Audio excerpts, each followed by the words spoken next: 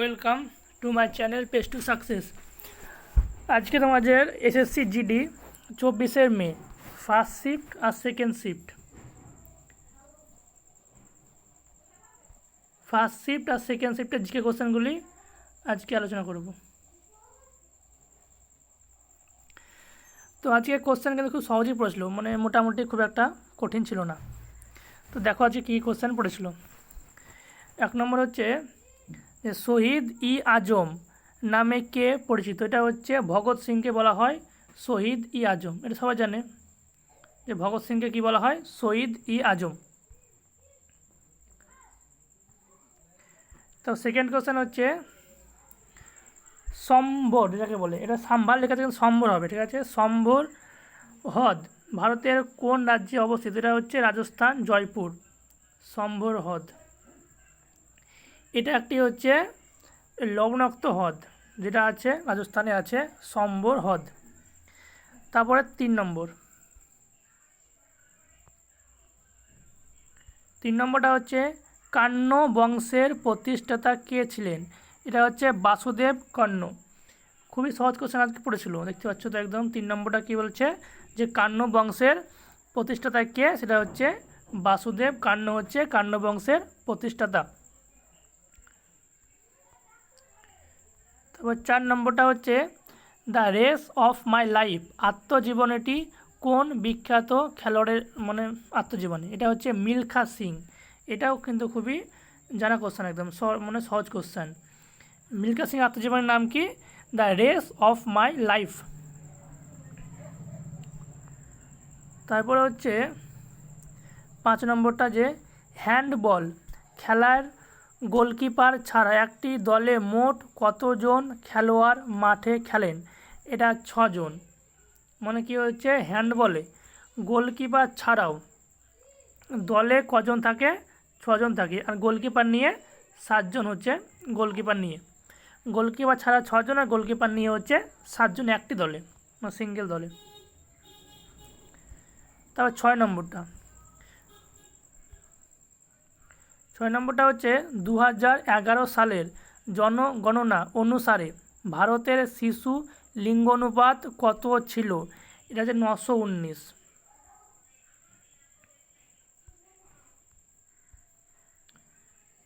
এক মিনিট, 919টা হচ্ছে লিঙ্গ অনুপাত, মানে 2011 সালের জনগণনা অনুসারে কতটা আছে? 919টা হচ্ছে লিঙ্গ অনুপাত। হ্যাঁ, তারপরে 7 নম্বরটা হচ্ছে চম্পালি নৃত্য, ঠিক আছে, ভারতের মূলত কোন রাজ্যে দেখা যায়? এক মিনিট দাঁড়াও, একটু বাড়িয়ে নেই। বলছে চম্পালি নৃত্য ভারতের মূলত কোন রাজ্যে লোকনৃত্য? এটা হচ্ছে উত্তরাখণ্ড। উত্তরাখণ্ড লোকনৃত্য নাম হচ্ছে চম্পালি নৃত্য। এটা একটা জানা কোশ্চেনের মধ্যে পড়ে, এটা খুব একটা মানে হার্ড কোশ্চেন ছিল না। তারপর হচ্ছে ইউ আর রাও উপগ্রহ কেন্দ্র ভারতের কোন শহরে অবস্থিত? এটা হচ্ছে ইউ আর রাও হচ্ছে বেঙ্গালুর, কর্ণাটক। এটা একটা কঠিন কোশ্চেন, কারণ এটা পারা একটু মুশকিল হবে, কারণ এই যে বেঙ্গালুর, কর্ণাটক, ইউ আর রাও উপগ্রহ কেন্দ্র।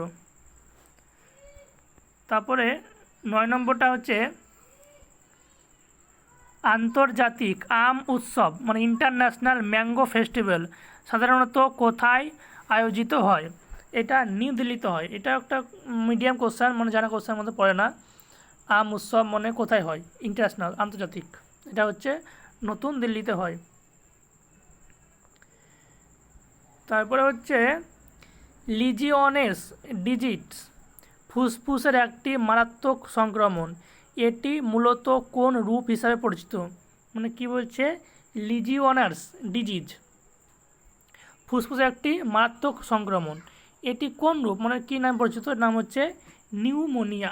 নিউমোনিয়া হচ্ছে এর নাম, এর ডাকা হয়। তারপর হচ্ছে কুকি নৃত্য। এটা কুকি নৃত্য পারবে। কুকি নৃত্য মূলত কোন রাজ্যের লোকনৃত্য? কেন সম্পদ দেখবে কুকির মধ্যে ঝামেলা চলছে এখন মণিপুরে, তাই তো? কুকি এটা খুব তো এখন চলছে, খুবই মানে কুকিদের মধ্যে চলছে লড়াই, তাই এটা খুব পারা কোশ্চেন যে কুকির নৃত্য কোথাকার। এটা হচ্ছে মণিপুর বা নাগাল্যান্ড। এবার অপশান যা থাকবে সেটা অপশান মারা যাবে, কিন্তু বেশিরভাগ চান্সে মণিপুর দিতে পারতো না। কিন্তু তোমরা জানো যে কুকি এখন মানে ঝামেলা চলছে এখন, কুকি আর একটা কার দল আছে বেশ মণিপুরে, তাই কুকি হবে মণিপুরে। তারপর 12 নম্বরটা হচ্ছে 2011 সালের জনগণনা অনুযায়ী ভারতে মোট গ্রামের সংখ্যা কত ছিল? 6,40,930টি। এটা একটু কঠিন কোশ্চেন, কারণ এই গ্রামের সংখ্যা কটা ছিল এটা সাধারণত কেউ মনে রাখে না। তা কিন্তু কোশ্চেন পড়েছিল, কী পড়েছিল যে 2011 সালের জনগণনা অনুযায়ী ভারতে মোট গ্রামের সংখ্যা কত ছিল। তারপরে 13 নম্বরটা হচ্ছে ল্যাবরেটরিতে রাসায়নিক সূচক বা সিনথেটিক ইন্ডিকেটর এর উদাহরণ কী? কি বলছে? রাসায়নিক সূচক বা সিনথেটিক ইন্ডিকেটর হচ্ছে মিথাইল অরেঞ্জ এবং ফেনল প্যাথোনিল।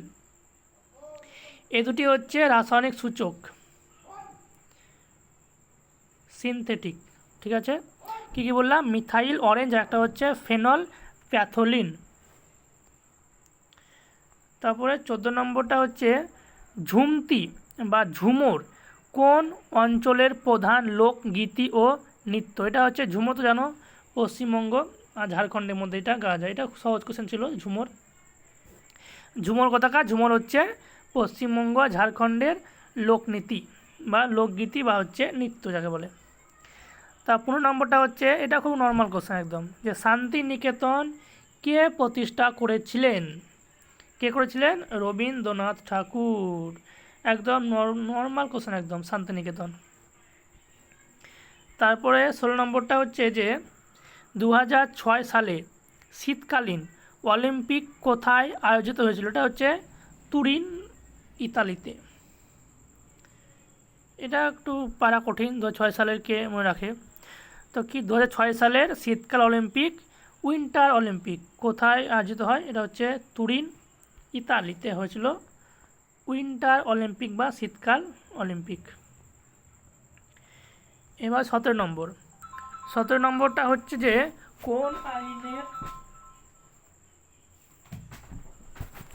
কোন আইনের অধীনে ব্রিটিশ সরকার যে কোনো ব্যক্তিকে বিনা ওয়ারেন্ট বা ট্রায়ালের মাত্র সন্দেহের ভিত্তিতে 2 বছর পর্যন্ত জেল রাখতে পারত? এটা খুবই নর্মাল কোশ্চেন। তোমরা সবাই জানো যে রাওলাট সত্যাগ্রহ বা রাওলাট অ্যাক্ট যাকে বলে 1919 সালে। রাওলাট অ্যাক্ট কি? এখানে বলা হয়েছিল বিনা কোনো মানে ওয়ারেন্ট বা ট্রায়ালে 2 বছর পর্যন্ত জেলে রাখতে পারত। এটা ছিল খুবই একটা মারাত্মক আইন। এটার বিরুদ্ধে কিন্তু গান্ধীজি করেছিল, রাওলাট আইনের বিরুদ্ধে। এবার চলো 18 নম্বর, কোন মাইন্স অথরিটি লিমিটেড, এটা কোন নয় সরি কয়লা, কোল মাইন্স অথরিটি লিমিটেড কত সালে প্রতিষ্ঠিত হয়? এটা তো নর্মাল কোশ্চেন, 1973 সালে হয় প্রতিষ্ঠিত। কোল মানে কয়লা মাইন অথরিটি লিমিটেড 1 মে 1973 সালে এটা প্রতিষ্ঠিত হয়। তারপরে পরের প্রশ্নটা চলো, যে গ্লাসে ঠান্ডা জল রাখলে গ্লাসের বাইরে গায়ে যে সোমেন্দু জলের ডায়েরি ফোঁটা জমার বৈজ্ঞানিক কারণ কি? বলে না যে গ্লাসের মানে বাইরে দেখবে গোল গোল করে ফোঁটা ফোঁটা মানে জমে যায়, এটা কারণ কি? এটা হচ্ছে ঘনীভবন বা কনডেকশন, মানে ঠান্ডার জন্য বাইরে এটা বায়ুটা মানে বাষ্পটা জমে ঘনীভবন হয়ে যাচ্ছে, তাই একে বলা হয় ঘনীভবন। মানে ঠান্ডার জন্য পাশের এইগুলো জমে যায়, ঠান্ডা রাখা মানে গ্লাস ঠান্ডা থাকলে। তো 20 নম্বরটা হচ্ছে বহু ভারতীয় ভাষার ইন্টারনেট সামগ্রী বা ডিজিটাল সুবিধা প্রদানকারী ভারতীয় এআই চালিত সৌমেন্দু প্রোগ্রামটির নাম কি? মানে কি বলছে? বহু ভারতীয় ভাষার ইন্টারনেট সামগ্রী আর ডিজিটাল সুবিধা, মানে কি বলছে? ইন্টারনেট সামগ্রী আর ডিজিটাল সুবিধা প্রদানকারী ভারতীয় এআই চালিত, মানে একটা এআই চালিত একটা সৌমেন্দু প্রোগ্রাম আছে, তার নাম হচ্ছে কি? ভাসানি। মানে কী হবে? ভাসানি ভাসানী হচ্ছে ইন্টারনেট সামগ্রী ও ডিজিটাল সুবিধা প্রদানকারী ভারতীয় এআই চালিত একটি প্রোগ্রাম, এটা হচ্ছে ভাসানী। তারপর হচ্ছে 21 নম্বরটা হচ্ছে নদী যখন সমুদ্রের কাছাকাছি পৌঁছায় তখন এটি বিভিন্ন ছোট ছোট শাখায় বিভক্ত হয়ে যায়, এই শাখাগুলোকে কি বলে? এইগুলোকে বলা হয় শাখা নদী বা বিতরিকা। কি বলছে? নদী যখন সমুদ্রের কাছে এসে, ঠিক আছে, বিভিন্ন ছোট ছোট শাখায় বিভক্ত হয়ে যায়, এগুলোকে বলা হয় হচ্ছে নদী, মানে শাখা নদী বা হচ্ছে বিতারিকা। তারপর হচ্ছে 22 নম্বরটা 1991 সালের এলপিজি সংস্কারের সৌমেন্দু পর, এখানে ভুল আছে, এখানে সৌমেন্দুটা বারবার চলে এসছে, সরি। 1991 সালে এলপিজি সংস্কারের পর ভারতের ডাসেরি বৈদেশিক মুদ্রা ভাণ্ডারের কী প্রভাব পড়েছিল? ফরেন এক্সচেঞ্জ রিজার্ভ, এই কী প্রভাব পড়েছিল যখন 1991 সালে এলপিজি মানে কি লিবারেশন,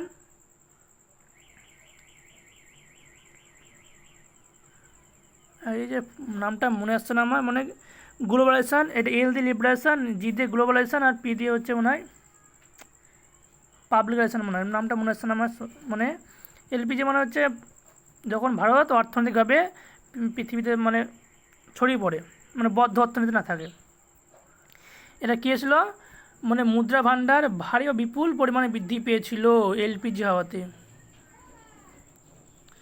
লিবারেশন, প্রাইভেটাইজেশন আর গ্লোবালাইজেশন বলে একে, মানে এলপিজি। এটা 1991 সালে হয়েছিল যখন নরসিমা রাও ছিল প্রধানমন্ত্রী, তখন নরসিমা রাওয়ের সময় হয়েছিল এটা। আর তখন অর্থমন্ত্রী ছিল হচ্ছে, কে ছিল অর্থমন্ত্রীটা, যে 2011 সালে 14 সালে গেল, নামটা মনে আসছে না, পরে দেখছি। কী হয়েছিল? ভারী বিপুল বৃদ্ধি পেয়েছিল।